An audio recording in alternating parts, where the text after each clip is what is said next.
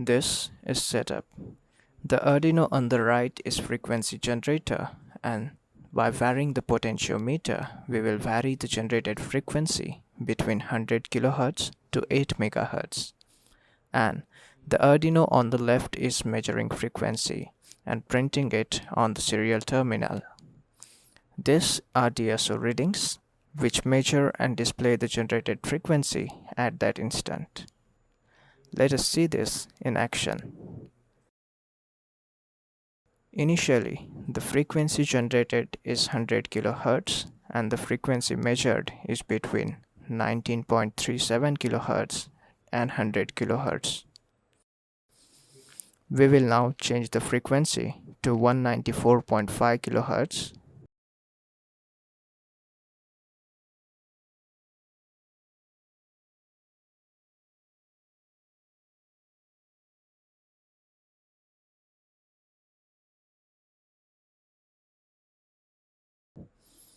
We can observe that the frequency measured by Arduino is 195.121 kHz.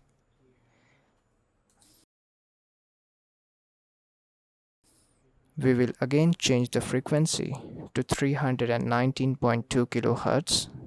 The frequency measured by Arduino is 320 kHz.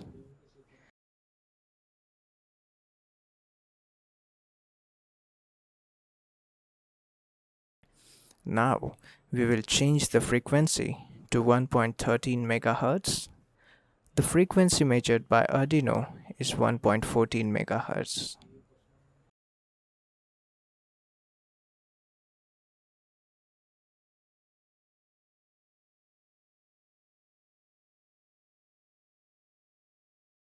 After 1.14 MHz frequency, we are unable to get valid readings. Thus, this approach can be used to measure frequencies between approx 100 kHz to 1.1 MHz.